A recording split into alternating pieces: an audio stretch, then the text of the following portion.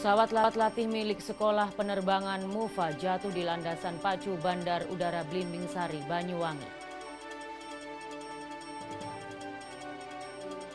Seorang lansia ditemukan tewas membusuk di dalam kamarnya di Lumajang.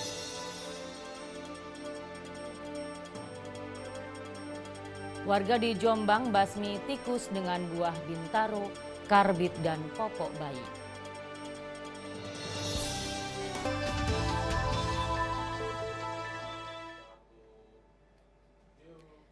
Selamat pagi pemirsa, apa kabar Anda pagi ini?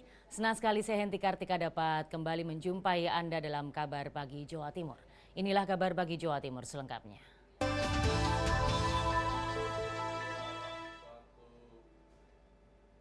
Upaya Pemkot Blitar menggusur kios pedagang di Jalan Mastrip mendapat perlawanan dari para pedagang. Petugas kepolisian menurunkan paksa para pedagang yang berusaha menghentikan alat berat yang akan merobohkan bangunan.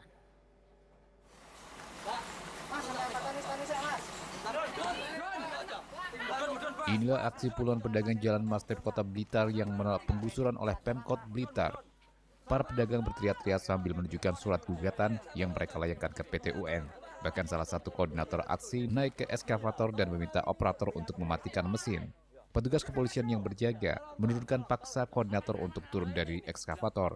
Bahkan kericuan terjadi saat petugas berusaha mengamankan provokator dan terlibat adu dorong dengan para pedagang. Salah satu pedagang pingsan saat menyaksikan kiosnya digusur dan diratakan menggunakan alat berat. Pedagang mengaku tetap akan melawan penggusuran yang dilakukan oleh pihak Pemkot Blitar. Ini kebijakan yang sangat otoriter sekali. Rekomendasi dari DPRD Kota Blitar selaku penyelenggara negara di daerah diabaikan. Kita sepakat bahwa jalur ini akan kita teruskan di Petun, tetap dipaksakan untuk digusur. Sebelumnya para pedagang menolak penggusuran dengan menggelar istighosah dan doa bersama di lokasi Jalan Mastrip. Pemkot Blitar rencananya akan memanfaatkan lahan untuk membangun drainase dan pelebaran jalan. Dari Blitar, Yusuf Saputro, TV One mengabarkan.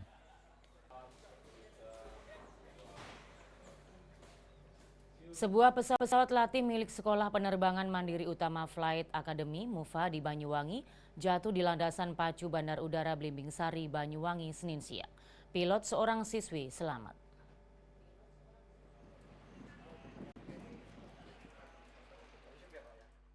Bangkai pesawat latih milik Mandiri Utama Flight Academy masih berada di area Bandara Blimbing Sari, Banyuwangi. Bangkai pesawat latih jenis Cessna 172 hanya ditutupi dengan terpal biru. Sementara itu sejumlah personel Basarnas juga turut disiagakan di Bandara Blimbing Sari. Jatuhnya pesawat latih ini sempat mengganggu jadwal penerbangan domestik hingga 2 jam. Yang jelas kondisi korban dalam keadaan baik-baik saja, cuma sedikit shock saja. Untuk bangkai pesawat sudah dievakuasi dan sudah dibersihkan, jadi siap untuk didaratin pesawat. Seperti telah dikabarkan sebelumnya, sebuah pesawat latih yang dipiloti siswi penerbang Mandiri Utama Flight Academy Banyuwangi jatuh dan terbakar di landasan pacu Bandara Blimbing Sari sekitar pukul 10.13. Pilot perempuan asal Tangerang, Jawa Barat, Regina Mertalia selamat. Gadis tersebut terbang solo alias tanpa instruktur. Diduga pesawat gagal landing di landasan Bandara Blimbing Sari. Dari Banyuwangi, Happy Octavia, TV One mengabarkan. Seorang pemuda tewas tenggelam di Sungai Buntung Waru, Sidoarjo. Belum diketahui identitas korban. Sementara di Tuban, seorang warga hilang terseret arus sungai, diduga terpeleset dan tenggelam saat mandi.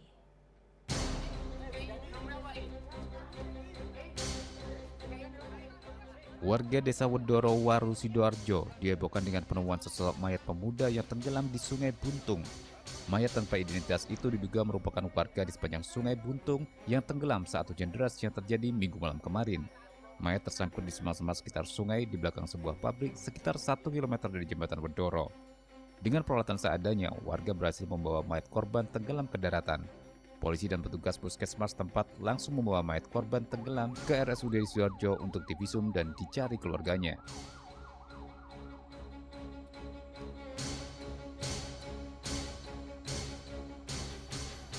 Sementara di Tuban, seorang warga dilaporkan hilang akibat terseret arus sungai. Korban diduga terpeleset dan tenggelam saat hendak mandi. Pencarian masih terus dilakukan, namun belum membuahkan hasil karena terkendala arus yang deras dan kedalaman sungai. Korban diketahui bernama Nyoto, 55 tahun, warga Dusun Karang, Desa Sukorjo, Kecamatan Parengan, Tuban. Korban hilang sejak Minggu sore saat arus Sungai Kening sedang meluap pasca hujan deras. Saat kejadian, adik korban Isnanto dibantu warga telah berusaha menolong namun terlambat. Mereka hanya berhasil menemukan sarung dan perlengkapan mandi milik korban. Dari Sidoarjo dan Tuban, Humaydi Hartono, TV One mengabarkan. Seorang pejalan kaki ditemukan tewas mengenaskan tertabrak kereta api Gajayana jurusan Jakarta-Malang di Kecamatan Kepanjen, Kabupaten Malang. Kabar tersebut kami rangkum dalam Kilas Jatim berikut ini.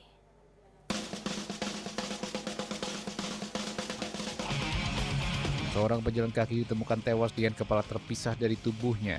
Pemuda ini tertabrak kereta api Gajayana jurusan Malang, Jakarta saat melintas di kawasan Sumbersari, Desa Pangungrejo, Kecamatan Kepanjen, Kabupaten Malang.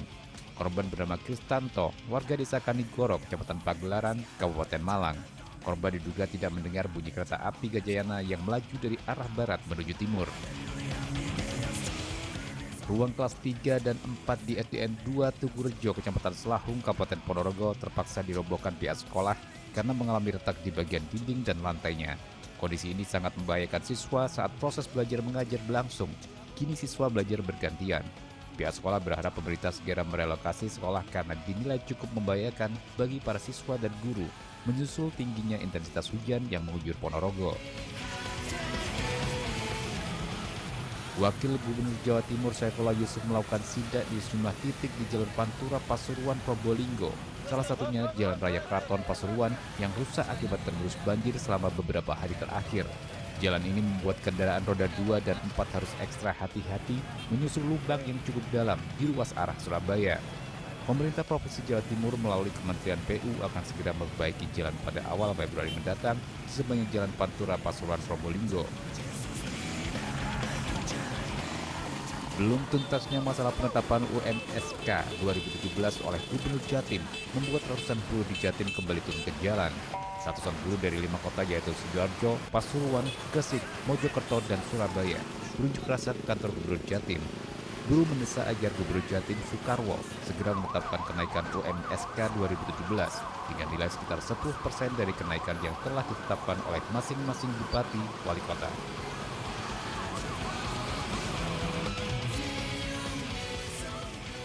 Guna mengantisipasi luapan sungai Bengawan Solo, warga di Desa Pucang Arum, Kecamatan Kanor, Kabupaten Bojonegoro, membangun tanggul dadakan.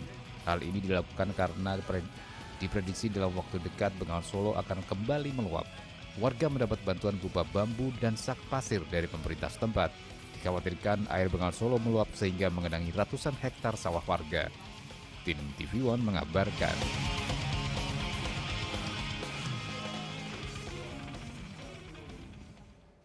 Kabar Pagi Jawa Timur akan segera kembali dengan informasi. Seorang lansia ditemukan tewas membusuk di dalam kamarnya di Lumajang. Sesaat lagi.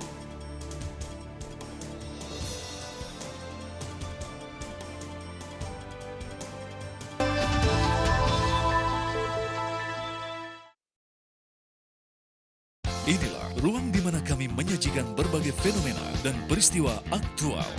Pengadilan Tindak Pidana Korupsi kembali menggelar sidang kasus suap Hakim PT UN Medan dengan terdakwa Ose Kaligis. Ruang kita, TV One memang beda. Disinilah kami mengupas fakta dan realita.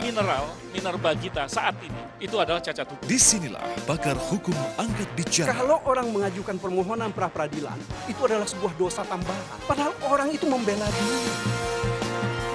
Kok bisa seorang menteri janjikan sama perusahaan swasta mau mengubah peraturan pemerintah demi kepentingan perusahaan asing? Indonesia Lawyers Club, TV One memang beda. Membahas beragam informasi dan peristiwa. Mengupas setiap kasus eksklusif dan mendalam. Pemerintahan Joko Widodo dan Yusuf Kala pada Selasa pagi menggelar sidang kabinet. Reportase langsung dari mancanegara. Siapapun di Prancis ini berharap agar semua bisa. Donald Trump melarang umat Islam masuk ke Amerika beberapa. Saksikan kabar petang. TV One memang beda. Inilah program kriminal yang layak Anda simak. Telusur, menelusuri kasus lebih dalam. Menyingkap tabir. menguak peristiwa dengan kamera tersembunyi. Buka mata, lihat sekitar Anda. TV One memang beda.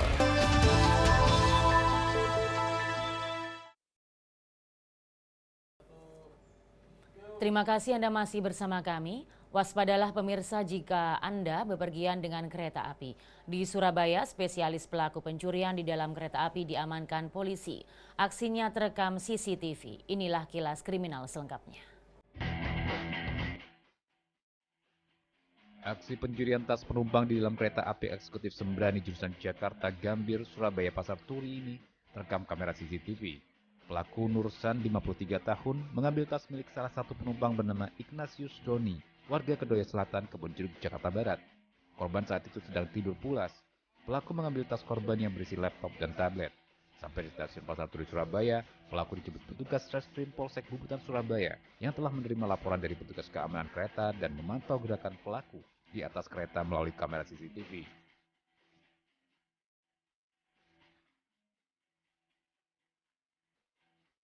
Susiono, 26 tahun, dan Muhammad Jailani, 27 tahun, keduanya warga Pasirian, Lumajang, yang merupakan kaki tangan dari Subagio, residivis peredaran sabu-sabu dan pil koplo, berhasil diringkus Sat Narkoba Polres Lumajang. Polisi mengamankan 1 paket sabu-sabu, paket hemat, dan ratusan butir pil koplo. Pelaku mengaku baru 3 bulan ikut terlibat sebagai pengedar sabu-sabu dan pil koplo di kalangan pelajar dan pengamen.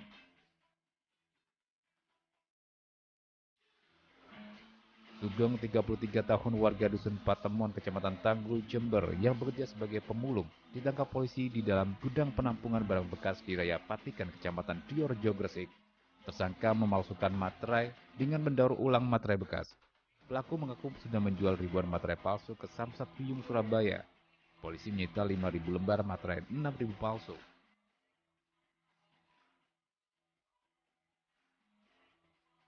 Dalam semalam telah terjadi 2 kali pembegalan di lokasi yang sama. Komplotan penjahat bersenjata tajam beraksi di Jalan Raya Desa Ganjaran, Kecamatan Kodang Legi, Kabupaten Malang. 2 orang pengendara motor dilarikan ke rumah sakit setelah dibacok kawanan pelaku hingga mengalami luka serius di tubuhnya.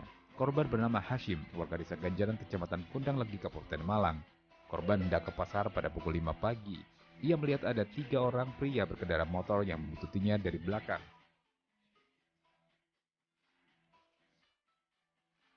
Sejumlah drum dan bul penampung minyak ini diamankan aparat kepolisian dari gudang penyimpanan minyak ilegal di Desa Bangilan, Kecamatan Bangilan, Kabupaten Tuban.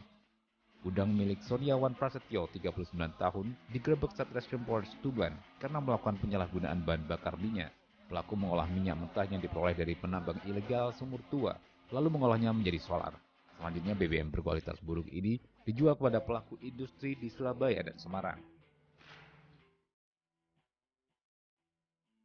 Kepolisian sektor Wiyung, Surabaya meringkus seorang pelaku spesialis pencuri helm di kos-kosan dan parkiran mal. Pelaku bernama Andi Bastian, 25 tahun, warga Dukuh Karangan, Wiyung, Surabaya. Pelaku tertangkap karena kepergok pemilik kos saat hendak mencuri dan nyaris diajar massa. Polisi berhasil menyita sebuah helm curian, sementara 2 kawan pelaku kabur. TV One mengabarkan. Orang tua korban Ari Pratama, taruna ATKP Makassar yang meninggal dunia tidak wajar, mendatangi Polres Trenggalek untuk mencari kebenaran atas kematian anaknya. Namun usaha tersebut ditolak karena kematian Ari Pratama berada di Maros.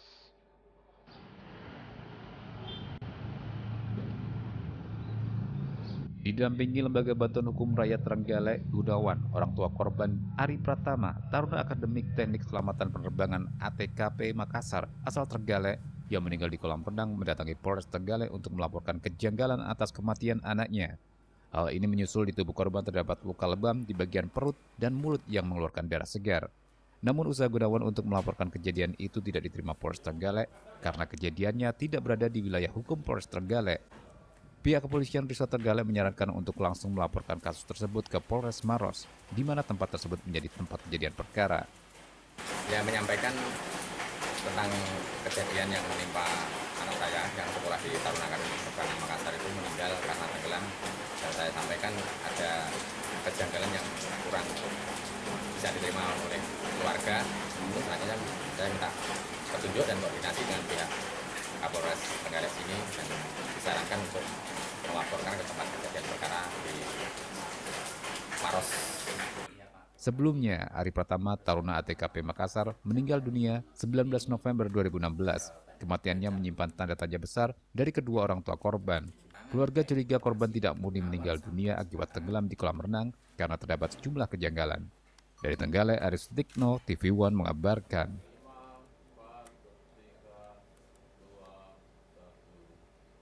Seorang lansia ditemukan tewas membusuk di dalam kamarnya di Lumajang. Diduga penyakit korban kambuh dan tidak ada yang menolong karena hidup sebatang kara.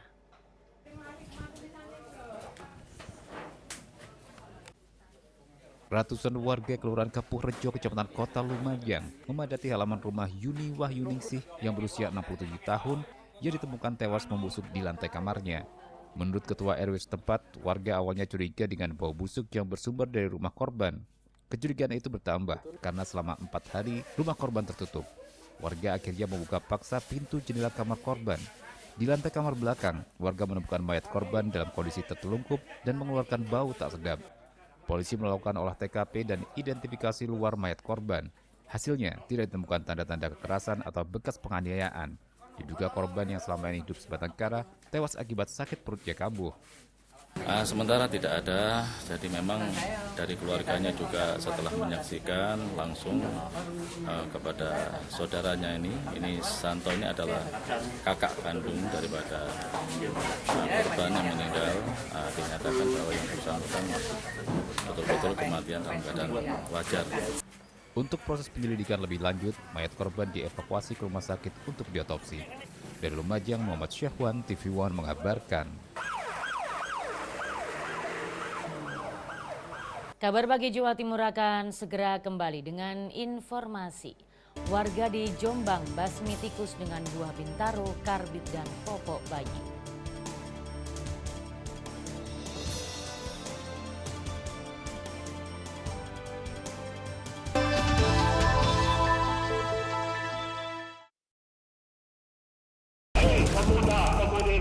Sejarah perjalanan hidup Indonesia berbicara tentang kejayaan dan upaya Indonesia untuk merdeka. Peristiwa bersejarah terdokumentasi untuk generasi Indonesia.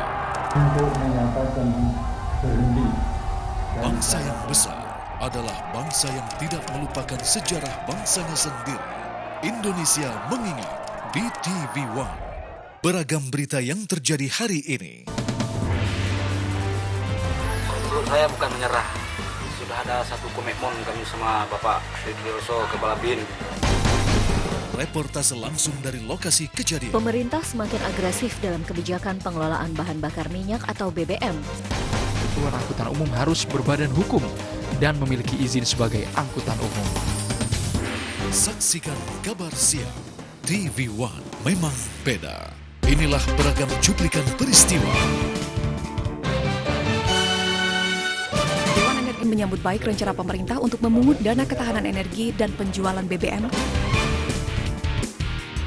Semua terangkum dalam kabar malam. Reshuffle itu adalah hak prerogatif Presiden. Eksekusi Sheikh Minir Al-Minir tersebut sebagai tindak kriminal besar. Saksikan kabar malam. Di TV One memang beda.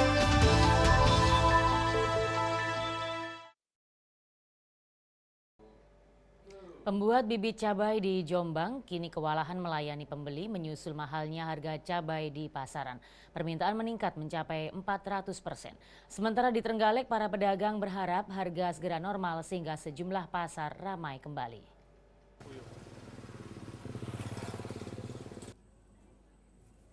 Sejak harga cabai mahal, sentra pembibitan cabai di Dusun Wedani, Desa Badang, Kecamatan Ngoro, Jombang, tidak pernah sepi pembeli. Baik pembeli berjumlah besar yang ditanam di sawah maupun pembeli kelas rumah tangga untuk ditanam di rumah. Pembeli bibit cabai tidak hanya datang dari Kabupaten Jombang, melainkan juga dari Kediri, Mojokerto, Surabaya, Gresik, Sidoarjo, dan daerah lain. Pembuat bibit kini kewalahan melayani permintaan yang naik hingga 400%.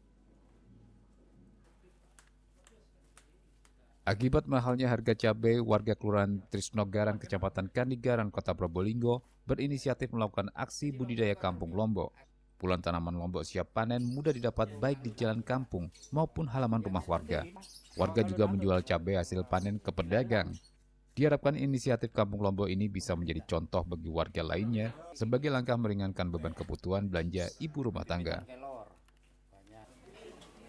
Sementara di pasar tradisional Subpasar Basah Trenggalek, harga cabai rawit merah yang sebelumnya dijual Rp30.000 per kilogram, kini naik menjadi Rp90.000 per kilogram. Sedangkan harga wortel dan kubis naik dari harga semula Rp4.000 per kilogram menjadi Rp12.000 per kilogram. Bawang putih relatif stabil pada kisaran Rp32.000 sampai Rp34.000 per kilogram. Bawang merah Rp25.000 sampai Rp30.000 per kilogram. Menurut salah seorang pedagang, naiknya harga sejumlah komoditas terjadi sejak 3 pekan terakhir. Para pedagang berharap agar harga yang kini melambung tinggi segera normal. Dari Jombang, Probolinggo, dan Trenggalek, tim TV1 mengabarkan.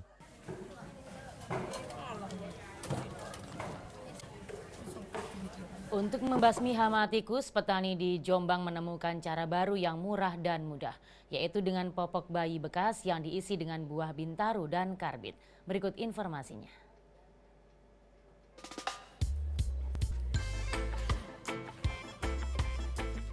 Sejumlah petani di Dusun Banjarsari, Desa Bareng, Kecamatan Bareng, bergotong royong menyiapkan barang-barang yang diperlukan dalam pembasmian tikus. Di antaranya buah bintaro, karbit, dan popok bayi bekas. Buah bintaro yang didapat dari pohon pelindung jalan dipecah agar keluar getahnya. Karbit dipecah agar tidak terlalu besar. Sementara popok bayi bekas dikumpulkan dari tempat penampungan sampah. Setelah semua disiapkan, petani berburu liang tikus. Liang tikus saat ini mudah didapat karena lahan pertanian bersih siap ditanam padi. Setiap liang tikus dimasuki popok bayi yang telah diisi dengan buah bintaro yang dicincang serta karbit. Selanjutnya liang tikus ditutup dengan tanah, sementara petani lainnya mengambil tikus yang telah mati karena telah disumbat dengan 3 jenis barang tersebut 3 hari sebelumnya. Kita konsep pempes untuk kita gunakan menanggulangi tikus dengan bahan dari buah bintaro dan karbit. Caranya gimana gitu? Caranya buah bintaro kita ambil getahnya, terus dicampur air sedikit, kita ambil untuk pempesnya, kita kasih karbit, kita masukkan ke rumahnya tikus. Buah bintaro merupakan buah beracun, sementara karbit saat lembab mengeluarkan asap, dan popok bayi bersifat menyerap serta menyimpan kandungan karbit dan racun. Racun dari buah bintaro yang disimpan di popok bayi disebarkan melalui asap karbit ke dalam liang yang mempercepat tikus mati. Dari Jombang, Umar Sanusi, TV1 mengabarkan. Kabar tadi sekaligus menjadi penutup kabar pagi Jawa Timur untuk hari ini. Mewakili kru yang bertugas, saya Henti Kartika mohon undur diri. Selamat beraktivitas. Sampai jumpa.